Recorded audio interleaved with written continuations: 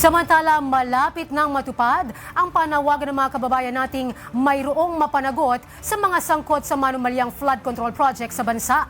Yan ang tiniyak ni Pangulong Ferdinand R. Marcos Jr. ngayong araw. Si Eugene Fernandez, una sa balita, live. Eugene? Zay, siniguro ni Pangulong Ferdinand R. Marcos Jr. sa publiko na may makukulong na sa mga sangkot sa maanumalyang flood control scandal bago pa man magpasko. Sa kanyang isinagawang report ngayong umaga, inisa-isa ng Pangulo ang mga ginawang hakbang at pag-iimbestiga ng pamahalaan kaugnay ng issue ng korupsyon sa flood control project. Binalikan nga ng Pangulo magsimula noong kanyang sona hanggang sa pagbuo ng Independent Commission for Infrastructure at pagsasampa ng kaliwat ng mga reklamo laban sa mga may kinalaman sa issue.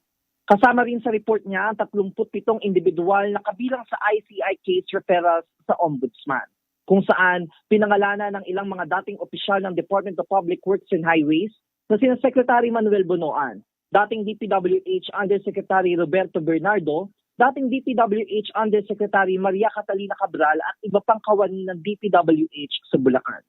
Matapang ngang sinabi ng Pangulo na may makukulong na sa mga napangalanang sangkot sa flood control scandal bago sumapit ang Pasko. Alam ko, bago magpasko, marami dito sa napangalanan dito ay palagay ko nasa matatapos na yung kaso nila, buo na yung kaso.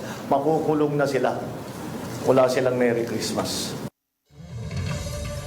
Say, ang babala nga ng Pangulo, tapos na ang maliligayang araw ng mga sangkot sa flood control scandal. At yan muna ang updates mula dito sa Malacanang.